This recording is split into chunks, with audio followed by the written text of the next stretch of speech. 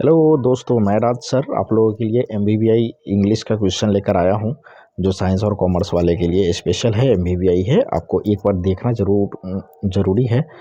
देखिए आप लोग, इसमें 1 से 100 तक ऑब्जेक्टिव है, इसमें से कोई आपको 50 ही बनाने हैं। बहुत ही सिंपल इस सिस्टम है। देखिएगा, फर्स्ट नंबर दिया हुआ है कि the nurse will give him the medicine tomorrow.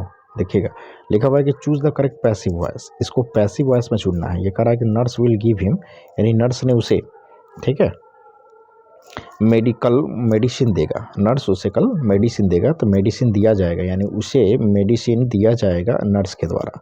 ठीक है, तो यहाँ देखिए, जब यहाँ पे विल में है, ठीक है, हम लोग को ये चीज़ समझना है कि जब यहाँ पे विल में है, इसका जो हेल्पिंग वर्ब है विल है, तो इसका एक्टिव भी होगा विल में ही, यानी फ्यूचर में ही एक्टिव होगा।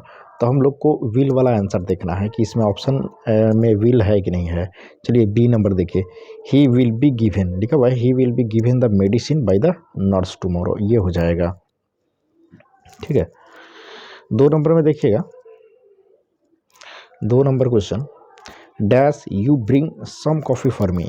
ठीक है, तो पहले समझिए ये क्या कहना चाहता है। ये कहना चाहता है, ठीक है, कि तुम मेरे लिए कॉफ़ी लाना। ठीक है, तुम मेरे लिए कुछ कॉफ़ी लाना चाहोगे। ठीक है ना, तो यहाँ पे देखिए वाक्य में सेंस आ रहा है गे का, चाहोगे। ठीक है, तो यहाँ पे हम लोग यूज़ क्या करेंगे, वुड का। Would you bring some coffee for me. ठीक है, क्या तुम मेरे लिए कुछ कॉफ़ी लाना चाहोगे।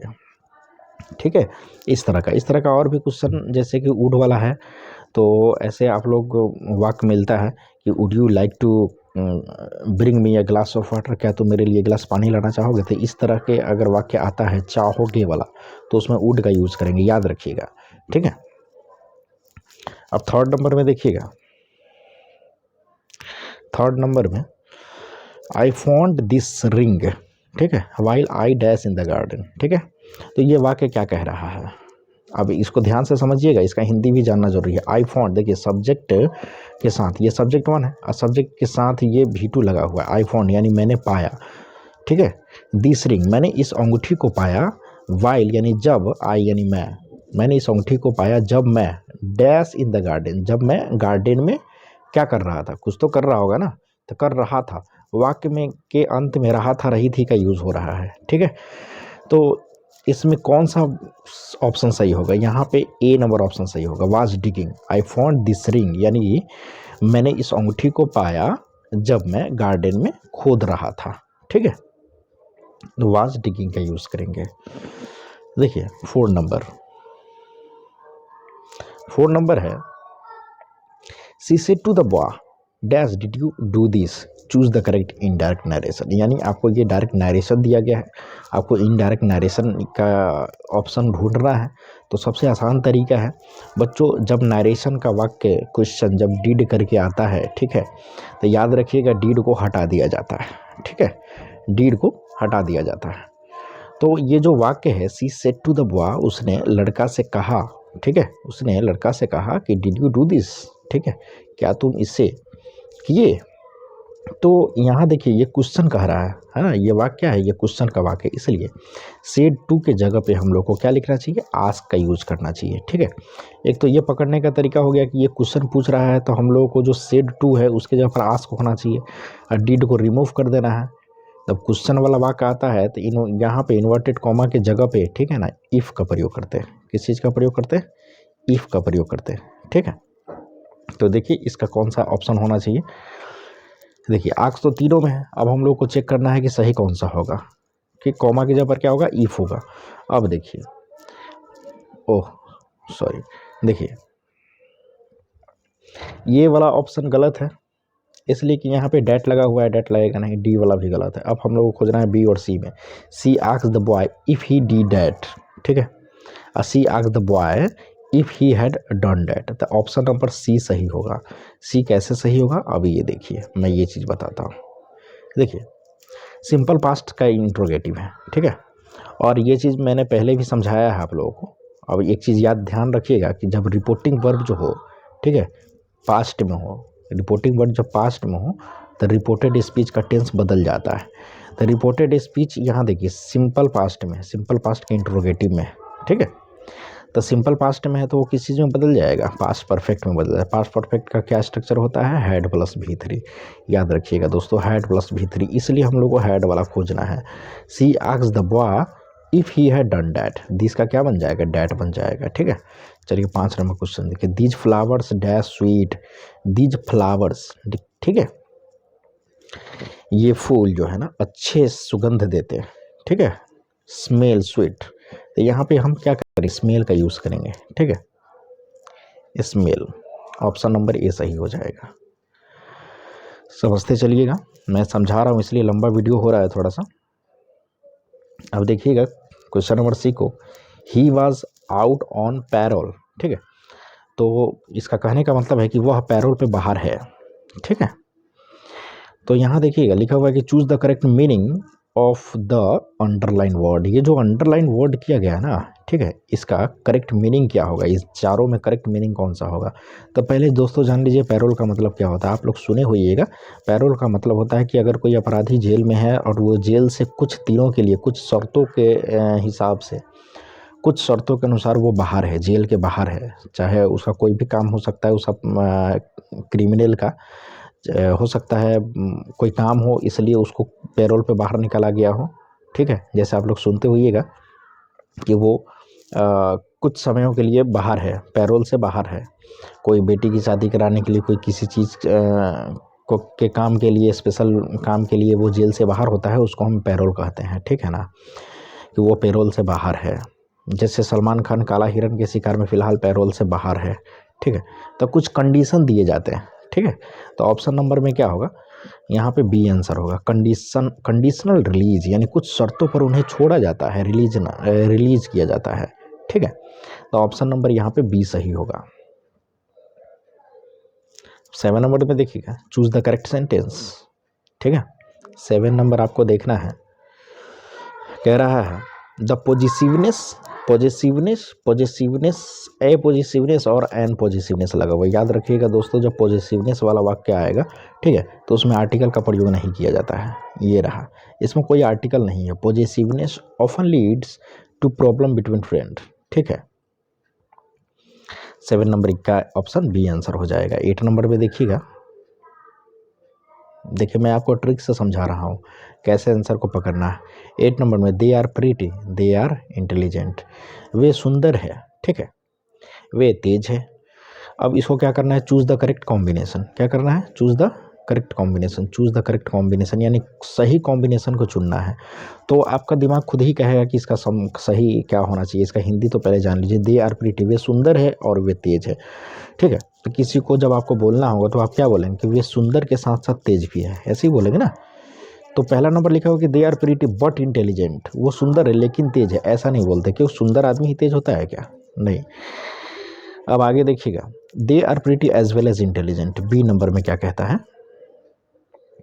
वे सुंदर के साथ साथ तेज भी है। ठीक है, सी नंबर में क्या कर रहा है, intelligent and pretty are they, ठीक है, तेज और सुंदर है वे, गलत है, सिंटेक्स ही गलत है ये वाला, ये भी गलत है, इसलिए ऑप्शन क्या हो जाएगा, बी सही हो जाएगा कि they are pretty as well as intelligent, यानी वे सुंदर के साथ साथ तेज भी है। ठीक है, चलिए 9 नंबर पे देखिए, सुमित इज हार्ड, यानी सुमित कठोर है, मजबूत है।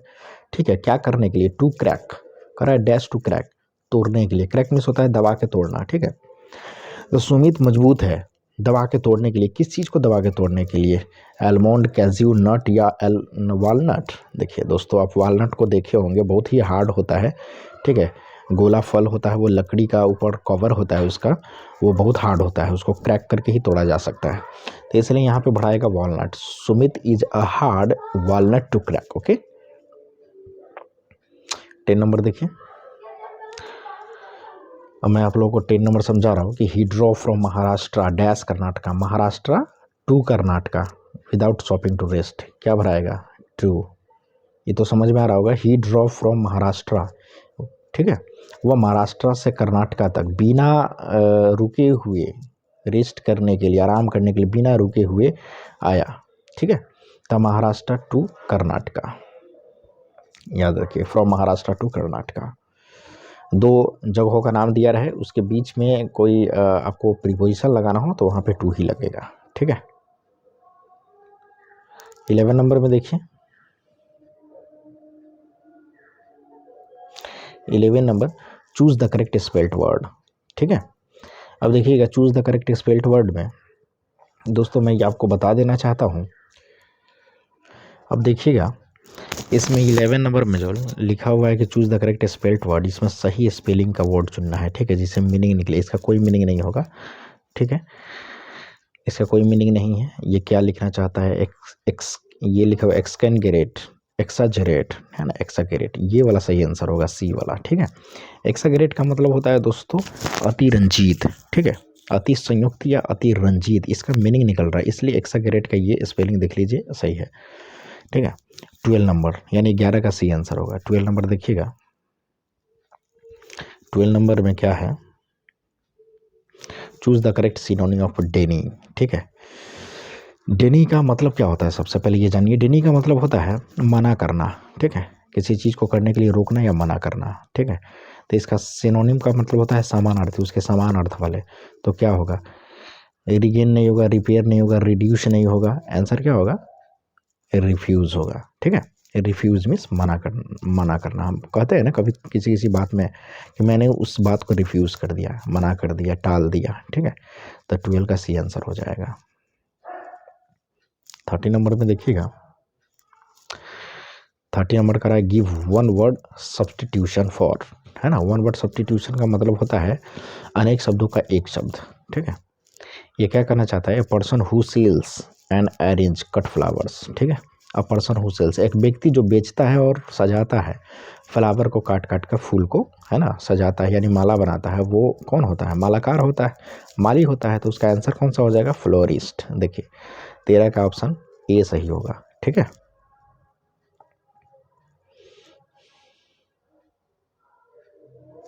देखिए 40 नंबर में लिखा हुआ either my shoes your coat.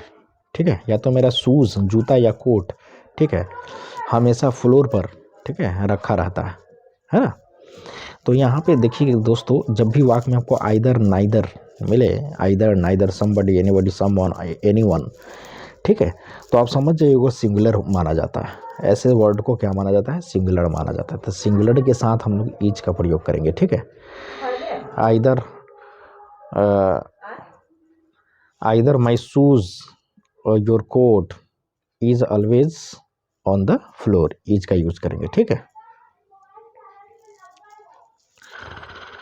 15 number देखिए, this girl is very intelligent. अब हम लोगों को ये देखना है, this girl is very intelligent, वह लड़की बहुत तेज है। अब कह रहा है कि choose the correct antonym of the underline word. ठीक है, तो एंटोनिम का मतलब क्या होता है, विपरीतार्थक। जो ये अंडरलाइन किया हुआ है ना इंटेलिजेंट, उसका विपरीतार्थक ढूंढना है हम लोग को। क्या होगा, इंटेलिजेंट मतलब होता है तेज, इसका ठीक उल्टा सुस्त या कमजोर दिमाग वाले को हम लोग डल बोलते हैं। ठीक है, 15 का सी आंसर हो जाएगा। अब देखिएगा 16 नंबर में, Mohan said to Shyam good morning how do you do. ठीक है, मोहन ने श्याम से कहा गुड मॉर्निंग, यानी मोहन ने श्याम से गुड मॉर्निंग विश किया। ठीक है, तो गुड मॉर्निंग विश किया जाता है। ठीक है, good morning, good evening, good night, इस तरह का अगर सब वाक्य आता है दोस्तों, तो याद रखिएगा वो विश वाले वाक्य में चला जाता है। ठीक है, तो हम लोग को विश का ऑप्शन खोजना है। यहाँ ऑप्शन एक विश वाला यहाँ है और एक यहाँ है। ठीक है, तो हम ढूंढेंगे हम लोग कि इस दोनों में से कौन सा सही हो सकता है। अब दोनों देखिए, पढ़ के देखिए, Mohan wish Shyam good morning and asked him how he was. Mohan wished Shyam good morning and asked him how he was. Same ही लग रहा है क्योंकि मिस प्रिंट होगा इसका मतलब। तो ऑप्शन यहाँ पे आप ए या डी लगाइए, दोनों एक ही है। ठीक है ना, यही होगा। आगे देखिएगा 17 नंबर में choose the correct spelled word. ठीक है, सही स्पेलिंग वाला वर्ड ढूंढना है कि क्या लिखना है। देखिए ये सेमिनार लिखना चाह रहा है। ठीक है, सेमिनार कौन सा होगा ऑप्शन, तो ये वाला बी नंबर सही होगा, सेमिनार। ठीक है, सेमिनार 17 का बी हो जाएगा। अब 18 नंबर देखिएगा आप लोग, she is not dash popular singer, she is not dash popular singer. ठीक है, तो ऐसे वाक्यों में दोस्तों आर्टिकल का यूज नहीं करते हैं। ऑप्शन नंबर डी सही होगा, सी इज नॉट पॉपुलर सिंगर, सीधे बोलेंगे सी इज नॉट पॉपुलर सिंगर। किसी भी व्यक्ति के बारे में कुछ कहना होता है, ठीक है, किसी भी व्यक्ति को अपना व्यक्तित्व या डेजिग्नेशन दिखाना होता है, तो दोस्तों याद रखिएगा उसके साथ कोई आर्टिकल का यूज नहीं करते हैं। ठीक है, जैसे कि बोलना होगा कि आई एम पॉपुलर डॉक्टर, ठीक है, तो वहाँ पे नहीं बोलेंगे I am a and the, ये सब चीज़ का प्रयोग नहीं करेंगे, याद रखिएगा। तो she is not popular singer. Okay, चलिए 19 नंबर देखते हैं आप। वन ऑफ द बॉयज़, ठीक है, डैश सेलेक्टेड, इसमें क्या होगा यहाँ पे देखिएगा दोस्तों, यहाँ V3 का यूज़ किया गया है, ठीक है। 19 नंबर में वाजवेयर है, वाजवेयर तो इसमें आएगा नहीं, इसलिए कि वाजवेयर के साथ V3 का यूज़ यहाँ पर हम नहीं करते हैं, ठीक है। कौन चीज़ का यूज होगा, one of the boys dash selected, ठीक है, चुना गया है, ठीक है, चुना गया है, कहने का मतलब है वन ऑफ द बॉयज़ यानी इसमें से एक लड़का चुना गया है, ठीक है। तो वाक्य अंत में आ रहा है या है, चुका है, चुकी है, वो प्रेजेंट परफेक्ट से लिया जाता है, इसलिए ऑप्शन क्या होगा, has, one of the boys, ठीक है, हैज सेलेक्टेड, ठीक। अब देखिएगा 20 नंबर में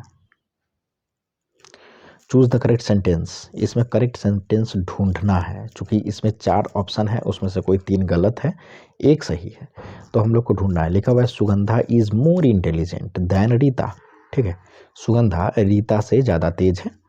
Sugandha is far intelligent then Rita, Sugandha is much intelligent then Rita, Sugandha is more intelligent from Rita. देखिए ये कहना क्या चाहता है, ये कहना चाहता है, ये एक दूसरे को तुलना कराना चाहता है कि सुगंधा जो है रीता से ज़्यादा तेज है, ठीक है। तो याद रखिएगा मोर सिलेबल, एक से ज़्यादा सिलेबल वाला अगर वर्ड हो तो उसका अगर कंपैरेटिव डिग्री निकालना होता है, कंपैरेटिव डिग्री बनाना होता है तो मोर लगा के यूज़ करते हैं, ठीक है।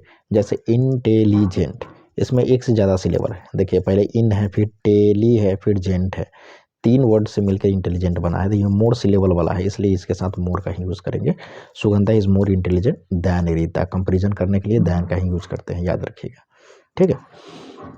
जैसे कि ब्यूटीफुल अगर होता है कि Sugandha is more beautiful then Rita, तो ब्यूटीफुल जब आप बोलते हैं, ठीक है, तो ब्यूटीफुल होता है ना, ब्यूटीफुल यानी 3 वर्ड से मिलकर बनाएंगे, एक से ज़्यादा सिलेबल है, तो इसके साथ कंपैरिजन जब हम लाएंगे कंपैरेटिव डिग्री तो मोर का यूज़ करेंगे, Sugandha is more beautiful then Rita, इस तरह हो सकता है, ठीक है ना।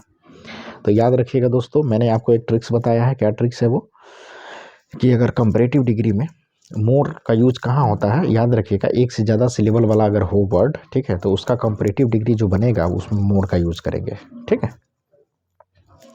चलिए 21 नंबर ध्यान दीजिएगा, लिखा हुआ डैश बिवेयर फॉल्स फ्रेंड, ठीक है, डैश बिवेयर फॉल्स फ्रेंड यानी जो झूठे मित्र, मक्कार मित्र होते हैं उनसे दूरी बनाए रखना चाहिए, ठीक है। यानी यहाँ पे लिखा हुआ एलोंग विथ के साथ हो गया, एट वंस एक बार हो गया, ऑल एलोंग यानी हमेशा के साथ, यानी सबों के साथ, यहाँ एवोव ऑल, ठीक है, यानी सबों के, एवोव ऑल यहाँ पे यूज़ करेंगे 21 नंबर में C, above all beware of false friend, ठीक है। तो यहाँ 22 देखिएगा, 22 में क्या है, dash I come to my house the door was open, choose the correct options.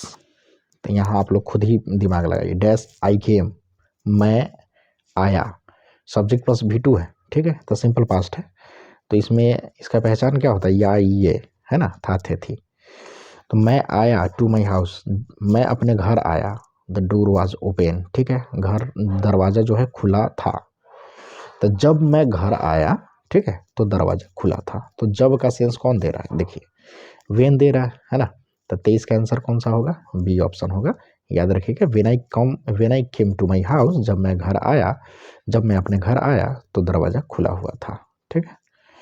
23 number देखिएगा दोस्तों, 23 we dash respect the elder, हम लोगों को है ना बड़ों को आदर क्या करना चाहिए, करना चाहिए, चाहिए का सेंस आ रहा है, तो देखिए should, we should respect the elders, ठीक है, choose the correct exclusive verb करा, ये ऑप्शन 23 का ए हो जाएगा, ठीक है। अब देखिएगा 24 number, has the report been finished by you, ठीक है, चूज करेक्ट एक्टिव वॉइस, यानी ये पैसिव में दिया हुआ है, ठीक है, has the report been finished by you. अब याद करिए दोस्तों कि हैज़ के साथ बीन लगा हुआ है, यानी प्रेजेंट परफेक्ट का है ना, तो इसमें ये पैसिव है, इसका हम लोग को अगर एक्टिव ढूंढना है तो क्या करना होगा। देखिए ये जो है बाय यू, यानी जो ऑब्जेक्ट यहाँ पे लगा हुआ है ना, जब हम लोग पैसिव बनाते हैं तो सब्जेक्ट का ऑब्जेक्ट बन जाता है, ऑब्जेक्ट का सब्जेक्ट बनता है। तो यहाँ पे हमको एक्टिव बनाना है, तो ये जो ऑब्जेक्ट है इसी को सब्जेक्ट में बनाना होगा, है ना। और ये इंट्रोगेटिव में है तो इंट्रोगेटिव में ही होना चाहिए, इसका एक्टिव इंट्रोगेटिव में होना चाहिए, ठीक है। तो यहाँ पे जब इसको हम यू को जब हम सब्जेक्ट बनाएंगे तो इसके साथ हैव लगना चाहिए, तो हैव यू होना चाहिए, है ना। तो देखिए यहाँ पे ऑप्शन हैव यू है कि नहीं है, हाँ देखिए यहाँ डी नंबर, ठीक है। Have you finish the report, इस प्रकार पकड़ेंगे दोस्तों। 24 का ऑप्शन नंबर डी सही होगा, याद रखिएगा। ऐसे ही हम लोग पकड़ेंगे कि इंट्रोगेटिव है ना। बाय यू, यहाँ पे सब ऑब्जेक्ट जो है यू है तो इसको सब्जेक्ट बनाना है, यू सब्जेक्ट के रूप में रखना है, तो हैव लगेगा तो हैव यू, ठीक है। तो ऑप्शन डी सही होगा। देखिए 25 नंबर में she is careful dash her study, वह, ठीक है, सतर्क है या वह सावधान है ना। किसको लेकर, हर स्टडी, अपने पढ़ाई को लेकर, अपने अध्ययन को लेकर। तो को लेकर का सेंस कौन दे रहा है, अबाउट, ठीक है। She is careful about her study, ऐसा बोलेंगे। तो 25 का ऑप्शन नंबर कौन सा होगा, ए सही होगा, ठीक है। तो आप लोग याद रखिएगा दोस्तों। मैं 26 से लेकर फिर आगे तक का दूसरे वीडियो में समझा रहा हूँ, फिलहाल 25 तक। अगर आप मेरे चैनल पर नए हैं तो कृपया सब्सक्राइब कर लीजिए और इस MVVI ऑब्जेक्टिव को ज़रूर देखिए, क्योंकि ये बहुत ही इम्पोर्टेंट ऑब्जेक्टिव है।